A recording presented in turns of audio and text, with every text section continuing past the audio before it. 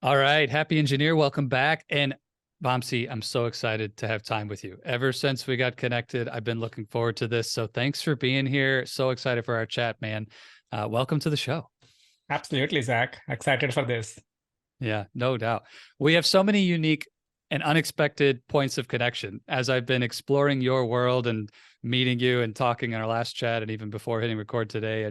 It's so interesting. But I want to leverage to start our conversation your unique background that aligns with mine in a way, and what so many happy engineers out there love is this, engineering and technology for you, and IT background. You've got the roots that all these engineers out there have, but right now doing really powerful work as a coach and guiding transformation in people's lives. And you've seen both sides. You've done it in your own work, and now you're doing it and helping others. And just to connect those dots is such a fun thing to be able to do. And so, as a place to begin, you were just recently on a trip to India in Mumbai for the ultimate experience.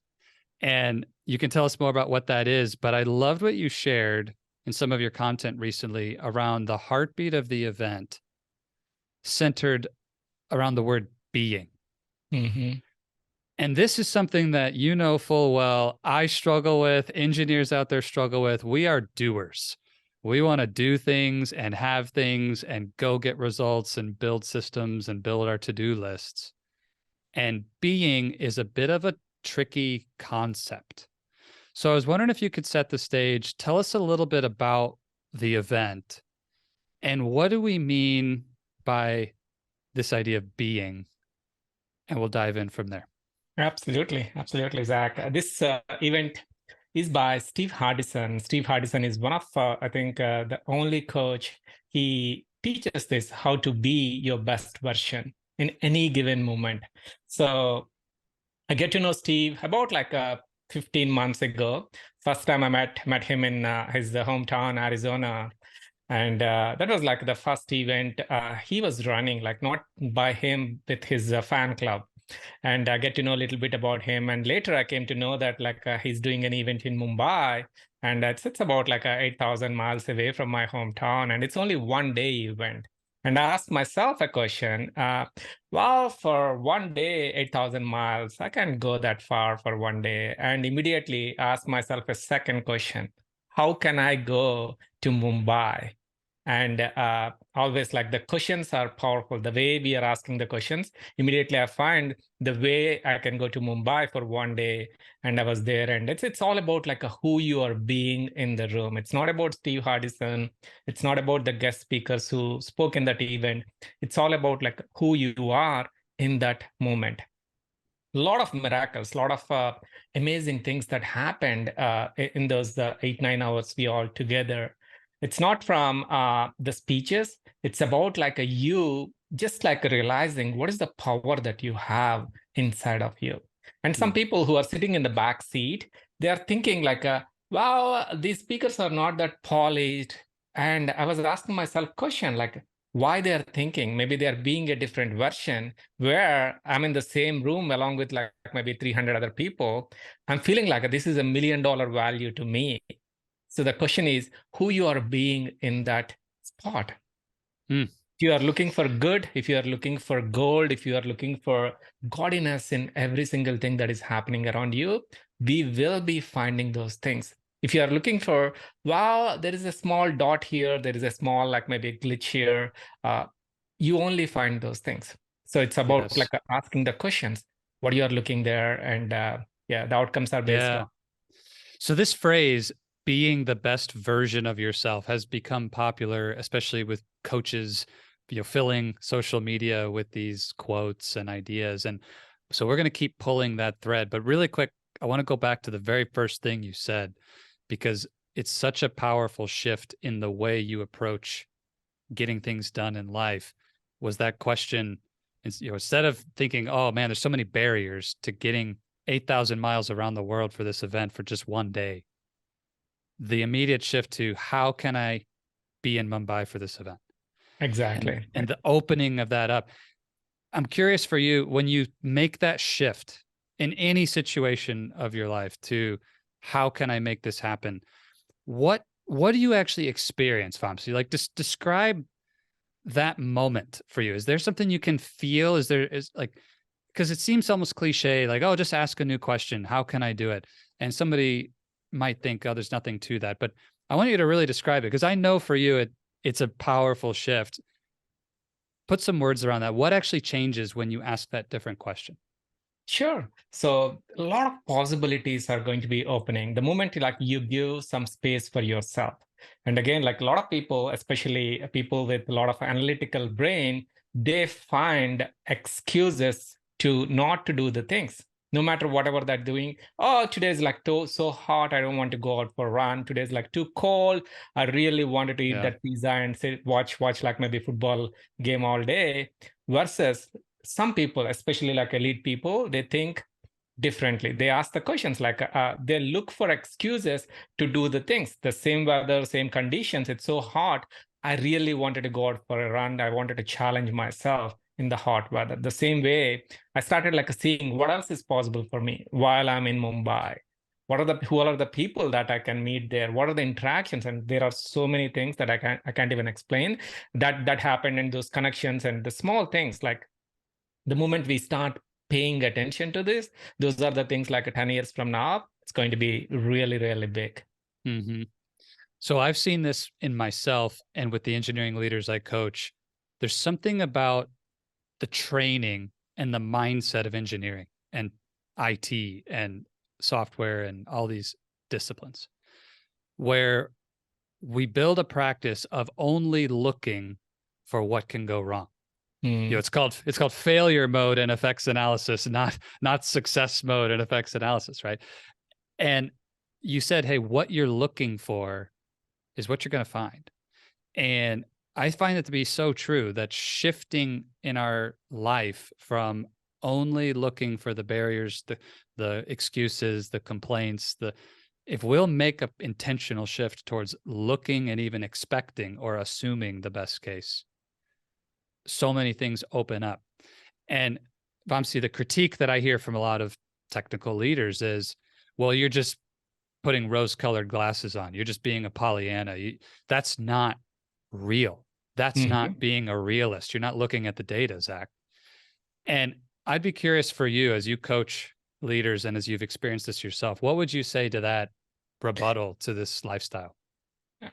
Very first thing that I ask everyone before any conversation, whether it's like my group coaching program or one-on-one, or maybe I'm running an event, ask everyone to start with what are you grateful for?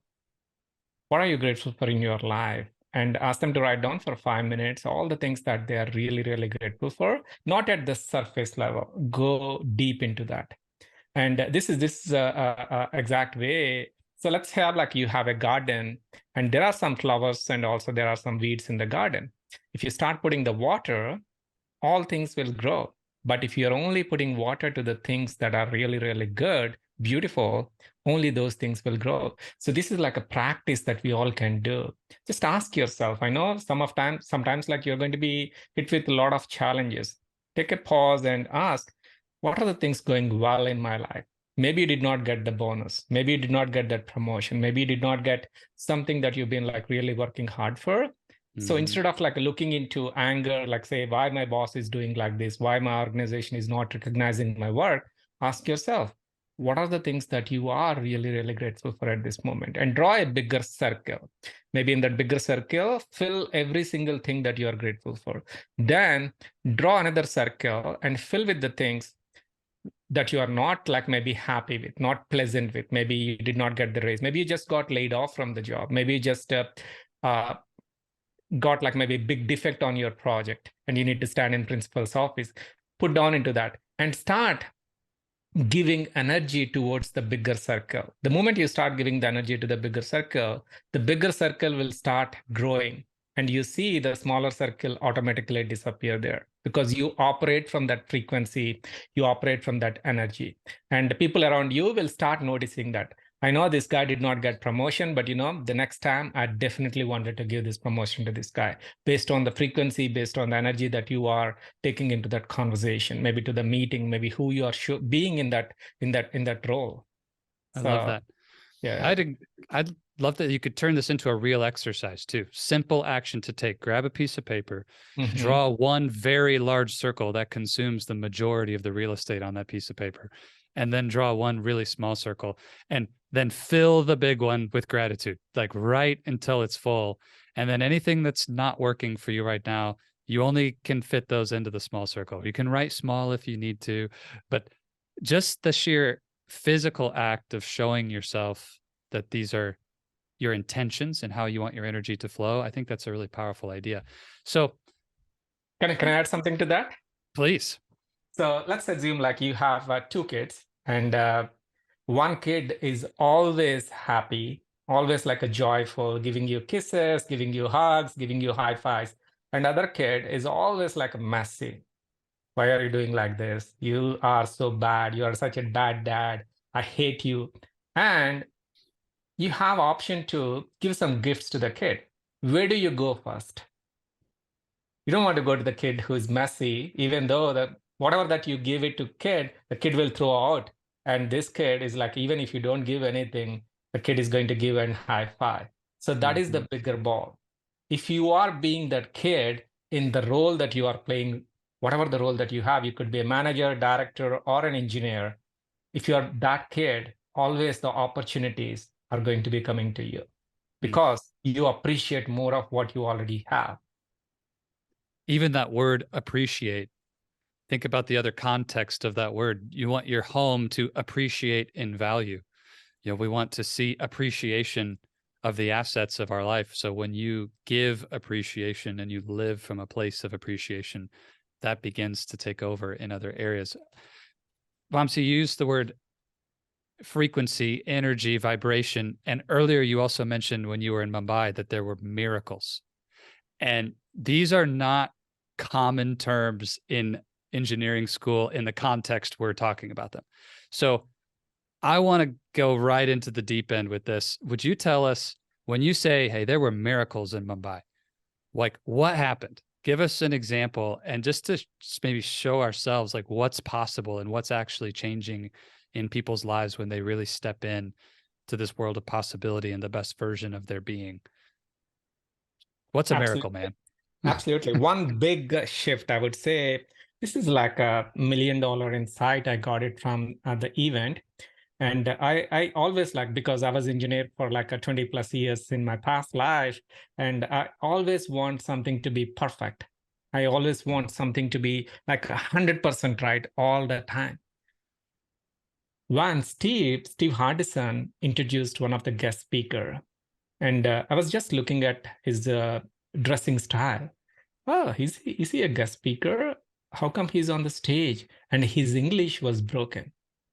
He was not able to read something that he's already like written on the paper clearly. He was having a lot of stutter reading, and after 2 minutes, I was just paying attention. What is here that something that I can learn from this experience?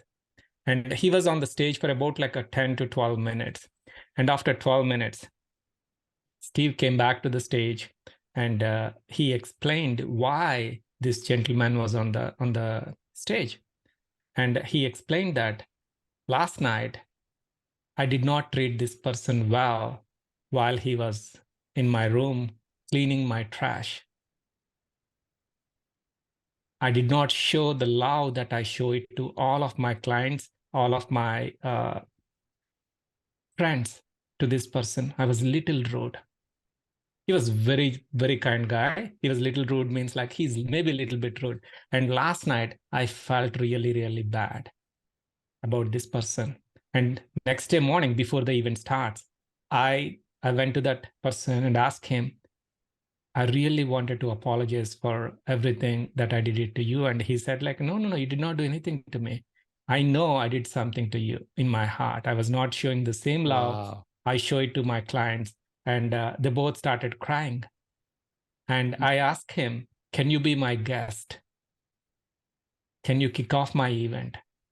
And he said, like, my English is not good. That's okay. You are Jesus to me. You are Krishna to Ooh. me. You are Buddha to me. And he kicked off the event. A lot of times we always expect everything's to be perfect. No, there is nothing like perfect. Like, you need to start. That is the first miracle I saw that. So like, wow, there is a deeper message here. Where am I doing the same things in my life? If I'm doing like a leadership coaching, if I am not being a leader in the work that I'm doing, this is completely like my video is not matching my audio. Whatever I'm saying, I'm not doing that. So that's just a tip of the iceberg. Like I said, very deep. It's not about the content. It's not about the frameworks. Not about anything. There is nothing there. It's all about who you are being in the moment, and that's yeah. Okay. Yeah, I'm getting teary-eyed just hearing the story. And I feel the power of that in my being. Like, now I'm assessing, who have I not shown the love, the care, the compassion, the kindness to in my world in the last week. There's probably multiple times where I've not shown up and been the man I want to be. And I think about your business, Make More Leaders, and how you support others in this. And it makes some sense. We're just getting to that crystallizing of, it's not about the 5-step framework to fill in the blank success. It's how Steve was being toward that person. So powerful. So define being for the engineer.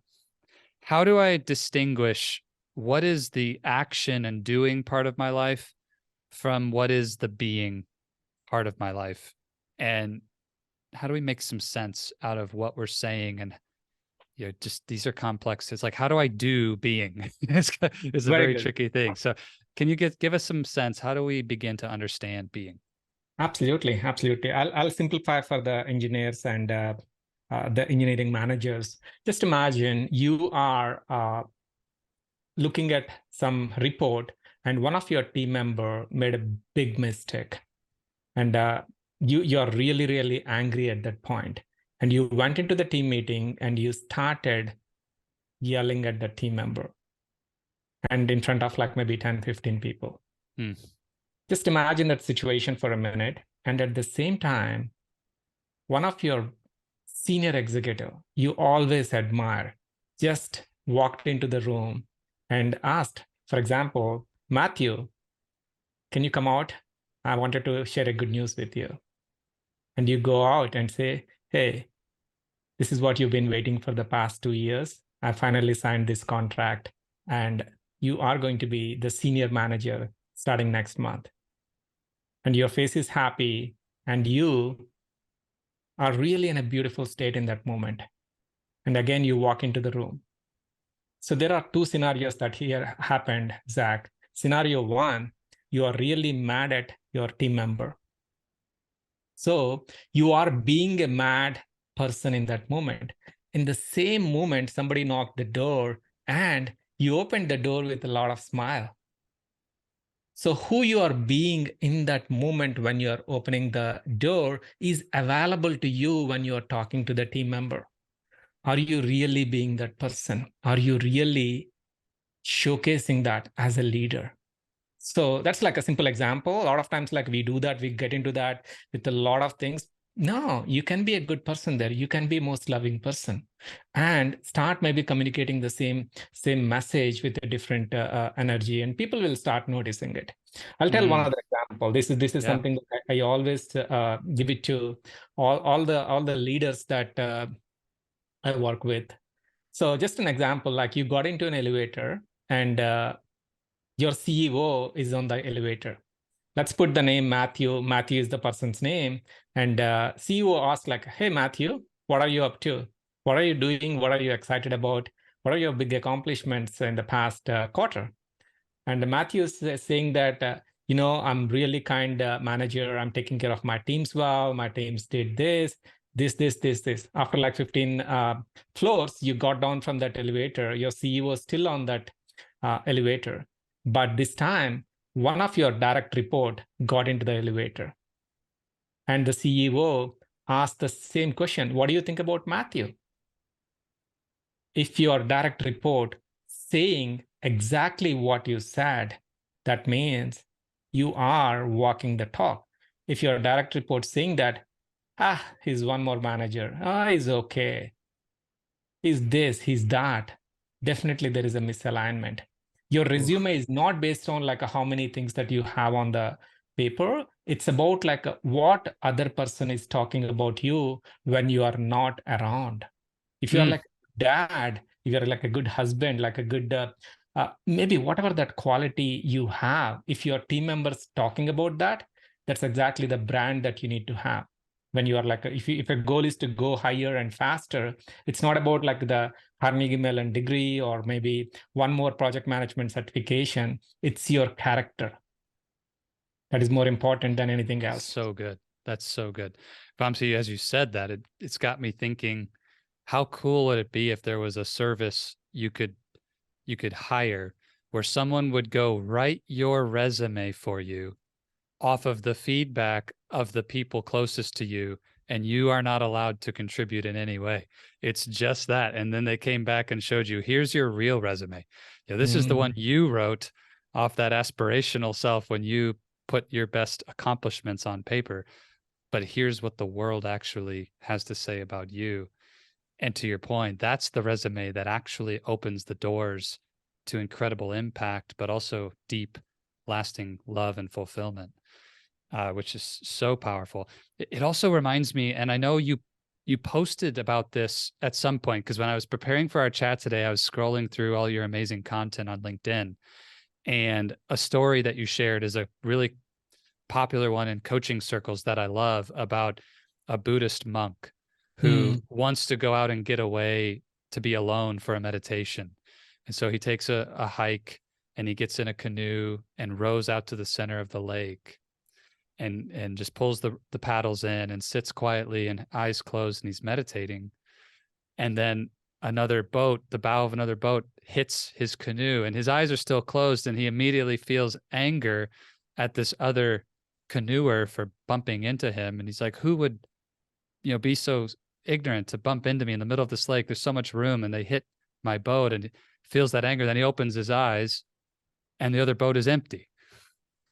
And he has that moment of revelation that the anger was inside of himself, not caused by another person or an external situation that he could blame another human for. And so I think this idea of being, with the stories you just told, combined with this awareness that it is something within, when the door knocks and it's the CEO with a promotion for you, and you can switch that so quickly, it's just really bringing home the point that this is all on the inside. So Vamsi, as a coach, if I were to come to you and say, well, how do I make a change there? Or how do I become something more? What is that process like? The very first thing that I recommend, Zach, is first slow down a little bit. A lot of engineers, this is the problem that we all have. We are running at 100 miles an hour speed. And if you're driving your car at 100 miles an hour speed, you don't see things clearly. You see things like they're just flying by.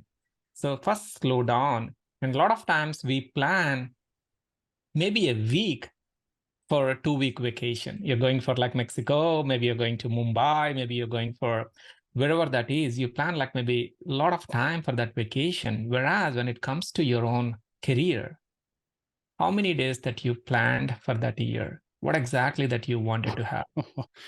Did you even take a break? Did you even take like maybe say one full day? I really wanted to design my career for 2023, maybe 2024, maybe by where I wanted to be by 2026.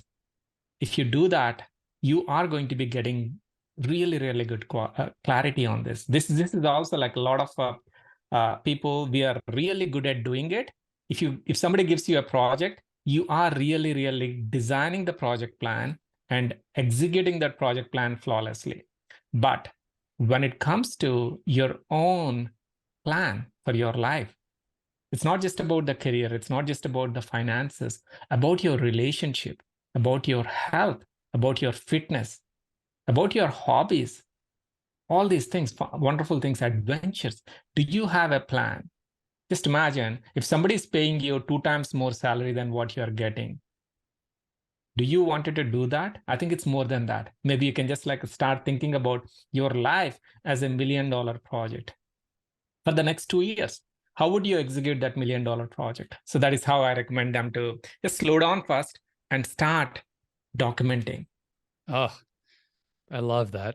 Reminds me of my baseball coach used to always say, we need to go slow down to go fast, be quick, but don't hurry. All of these ideas coming together. And I love that picture of how much time we will gladly invest to prepare for a trip to Mexico for vacation on spring break. And we don't invest any of that time into planning our life, which is essentially the rest of our experience. We're not putting any energy into that.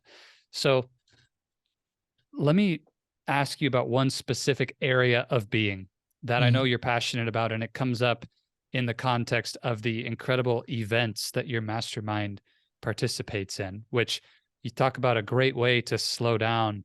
I'd encourage everybody to check out what you're doing with this, and we'll talk more about it later and put all the links in the show notes. But to go get away from the hustle and bustle of your career and be in a powerful group setting centered around this kind of work is so powerful. But you talk about the spirit of play, the spirit of play, that there's this inner child, this childlike nature inside of us that we lose our understanding of or our connection to in a way as adults. We get into our professional lives and it's just it's not appropriate. It's not okay to show up that way at work, and we forget.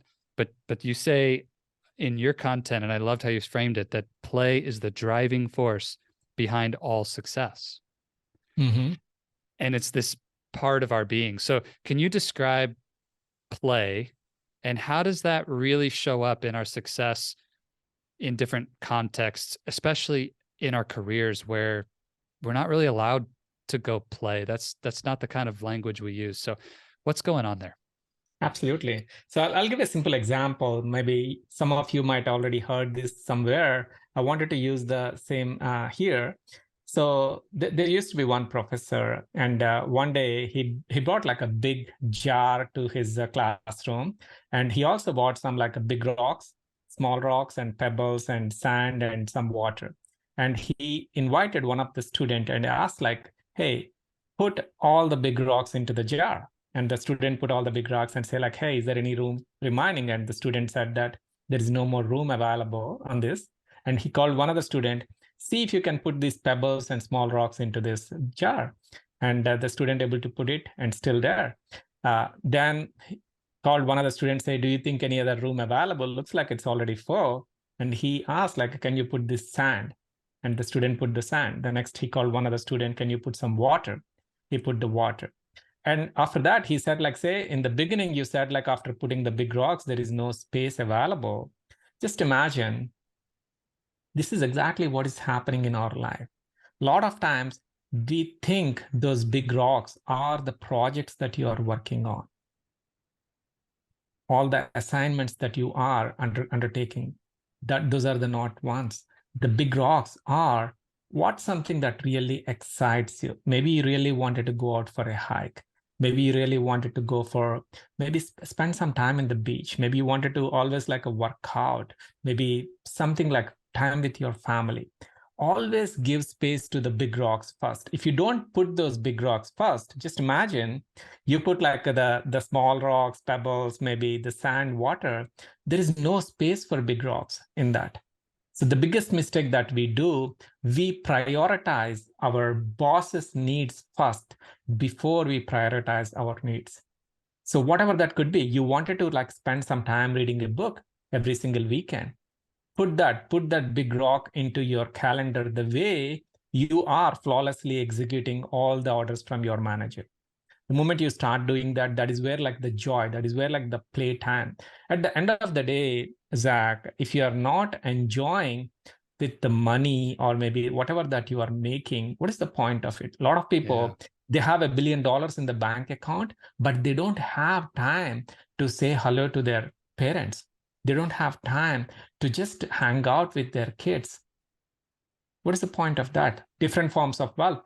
Only people focus on what is the wealth in terms of finances.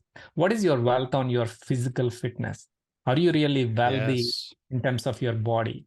Are you really wealthy in terms of your relationship? Are you really wealthy in terms of your wisdom and spirituality? There are many ways. Are you wealthy in terms of your contribution, right? So those are the things like maybe will come only the moment you start giving energy towards that something, that play that you wanted to have. So Yes.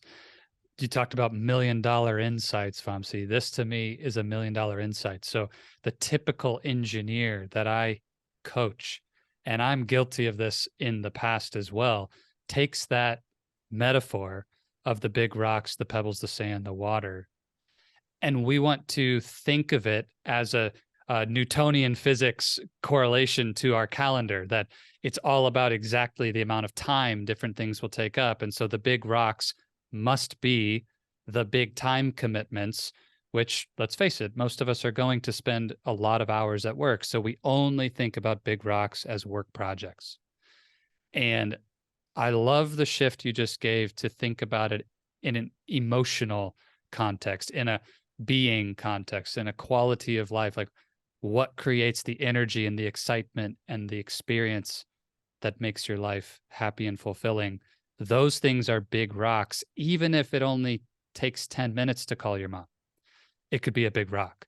Even if it's only an hour to go on that hike, it's a big rock. And I think to get out of this idea that big rock equals biggest chunk of time on the calendar or the biggest chunk of expense in my budget, it's not always that way. Break that paradigm and look at this from a new lens. What is most meaningful and fulfilling and important for your being? absolutely. Awesome. Whether we Awesome. pay now or we pay later, we have to pay that.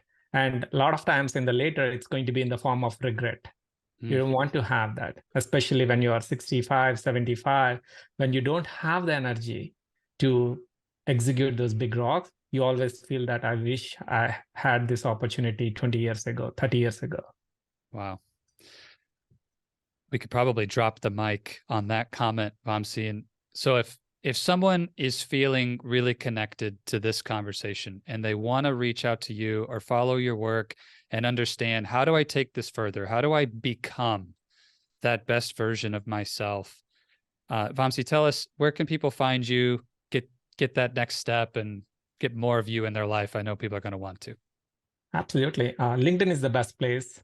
So I'm active on LinkedIn. All my contact information is available there. And also, I run a couple of free trainings every month. One on the communication side, you can find me on that. Maybe Zach, you can drop some links there. And also one on the Absolutely. personal leadership. How you can plan your year, how you can plan the maybe next 10 years, and just execute that plan flawlessly, because you're so good at executing. And all you need is just like maybe 2 hours of time to come and design that and execute that. Always remember this, elevation requires separation.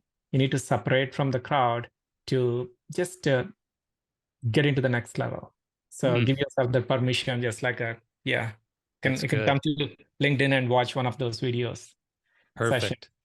So, Happy Engineer, I'm talking to you for a moment. I want you to make sure to go connect with Vamsi, sign up for these free trainings. I know his partner, Brendan, was on the podcast already for that communication side. And don't live with regrets. Don't pay for this through regret. Go invest the time now. It's more important than your next vacation. So sign up for that personal leadership free time with Vamsi. You won't regret it.